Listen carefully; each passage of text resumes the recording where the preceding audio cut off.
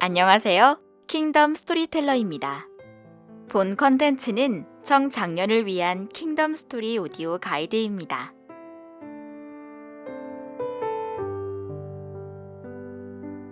외국어 공부를 어렵게 할 때 가끔 그런 생각이 들었었습니다. 바벨탑 사건으로 언어가 혼잡하게 되지 않았더라면 우리가 이렇게까지 고생하지 않았어도 될 텐데 라고 말입니다.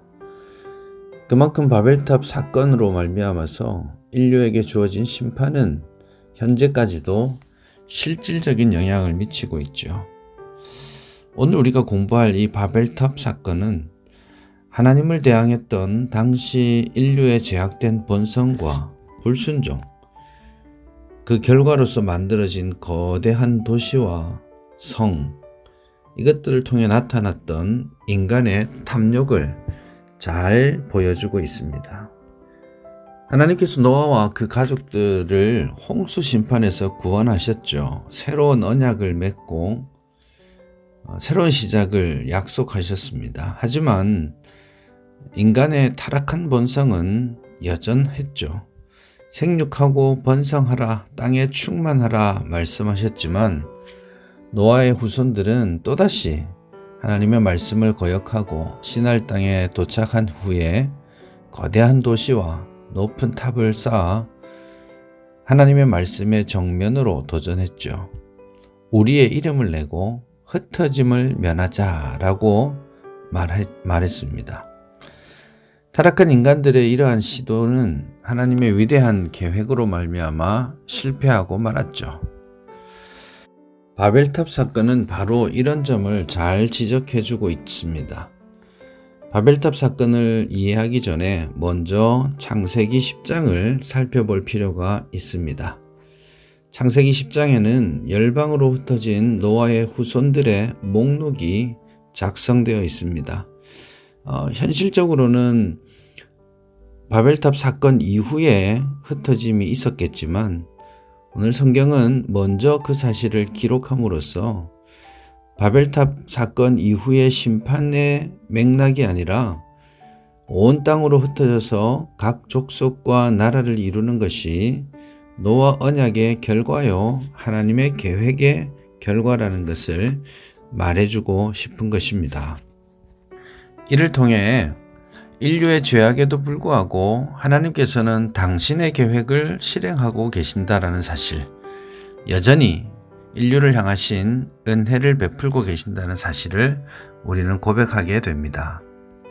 그런 점에서 하나님의 사명을 받은 공동체는 본질적으로 흩어지는, 확장하는 공동체여야 한다라는 사실을 우리가 배울 수 있습니다.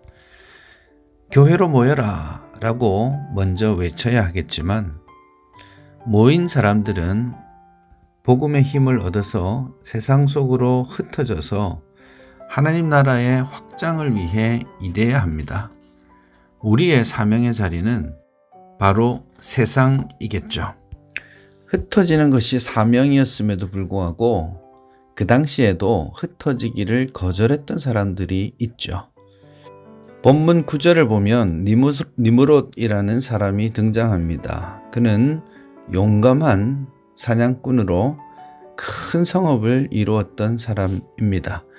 그는 시날 땅에서 거대한 도시를 건설하면서 흩어지지 않고 자신의 나라를 건설하기 위해 노력했던 사람이었습니다. 바벨탑이 세워진 것이죠. 그의 교만의 크기처럼 탑의 꼭대기를 하늘 끝까지 닿게 하여서 자신들의 이름을 내고 하나님의 뜻과는 반대되는 자신들의 나라를 건설하려고 하지요. 창세기의 맥락에서 보자면 니므롯은 거대한 도시를 건설하고 정착하는 과정을 통해 가인의 길을 걸어가고 있음을 보입니다. 거대한 도시 안에 하나님의 계획은 보이지 않습니다. 대신에 자신들의 이름만이 크게 휘날리게 되지요. 그들은 큰 도시를 만들고 자신들의 타락한 본성을 더욱더 자극하는 도시의 삶을 추구합니다. 지금 이 시대도 도시화가 많이 진행되고 있는데요.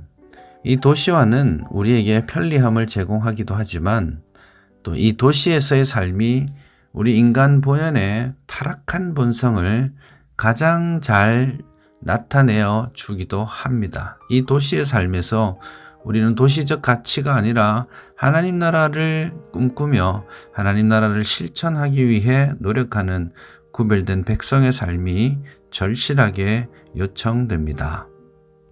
흩어지지 않는 탐욕의 도시를 만들고자 했던 이 당시 인류를 향해서 하나님께서는 당신의 계획을 이루어 가십니다. 창세기 11장 5절 이하에서 하나님께서 사람들이 건설하는 그 성읍과 탑을 보려고 내려오셨다라고 말씀합니다. 아이러니지요. 사람들은 하늘 끝까지 닿는 높은 성을 쌓고 높은 타워를 만들려고 했지만 정작 하나님께서는 그 성읍과 탑을 보시기 위해 내려오셔야 한다는 것이죠. 하나님께서는 흩어짐을 면하자고 했던 인류의 계획을 완전히 무너뜨리십니다. 그들이 흩어지지 않으려고 한 것은 그들의 언어가 하나였기 때문이라고 하나님께서 진단하시죠. 그래서 7절을 보시면 자, 우리가 내려가서 거기서 그들의 언어를 혼잡하게 하여 그들이 서로 알아듣지 못하게 하자라고 말씀하시죠. 그렇게 함으로써 그들은 더 이상 말을 서로 알아듣지 못함으로 말미암아서 각각 흩어지게 됩니다. 언어가 통하는 사람들끼리 모이게 되었고 그들은 각자의 자리로 나아가게 되지요. 그들은 심판을 받아서 언어가 혼잡하게 되었고 흩어지게 되었지만 또한 이 흩어짐은 인간의 계획을 무너뜨리시고 하나님께서 원래 계획하셨던 당신의 계획을 신실하게 이루어 가시는 현장이었다라는 것도 우리가 확인할 수 있습니다. 이처럼 하나님께서는 심판 가운데에서도 당신의 백성들을 향한 은혜와 기회를 여전히 제공하고 계신다라는 사실을 확인할 수 있습니다. 혹 여러분 가운데 자신의 생각과 뜻을 고집하고 하나님께서 명령하신 것들을 외면하다가 오히려 실패하고 넘어졌던 경험은 없습니까? 그런데 지나고 보면 그 실패가 오히려 더 큰 은혜였다라는 사실을 깨닫고 있지는 않습니까? 하나님께서는 심판 가운데서도 당신의 은혜와 당신의 신실함을 언제나 우리에게 보여주신다라는 것이죠. 제가 시작할 때 이 언어의 혼잡이 지금까지도 많은 사람들을 괴롭게 하고 있다라고 말씀드렸죠. 언어를 공부할 때마다, 외국어를 공부할 때마다 대단히 힘든 그런 순간들을 만납니다. 하지만 이 언어가 통합되는 순간을 우리는 성경에서 확인하기도 하죠. 사도행전 2장에서 오순절 성령 강림 사건이 있을 때에 12사도들은 각국 방언으로 하나님의 말씀을 선포했습니다. 여러 나라에서 온 사람들이 자신이 난 곳 방언으로 하나님의 말씀을 들었죠. 성령 충만한 하나님의 백성은 또한 시와 찬미와 신령한 노래들로 서로 화답하게 될 것입니다.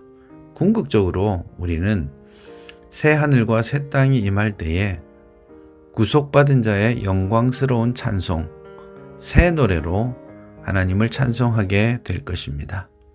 각기 언어로 흩어진 사람들이 이제 예수 그리스도 복음 안에서 성령 안에서 하나의 나라, 하나의 백성 이루어가면서 한 목소리로 하나님을 찬송할 그날이 오게 될 것입니다. 그리고 그 세상을 우리가 지금 만들어가고 있는 것이죠.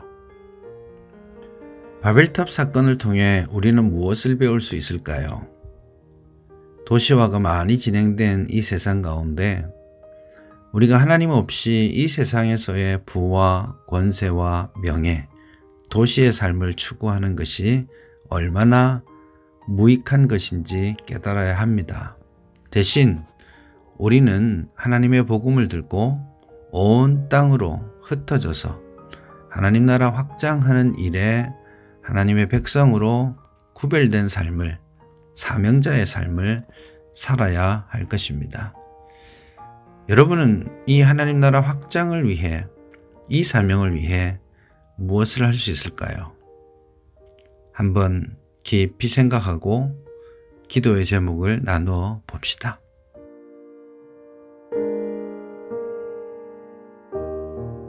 하나님 나라를 위해 더욱 헌신하는 청취자 여러분 되길 바라며 이상으로 킹덤 스토리텔러를 마치도록 하겠습니다.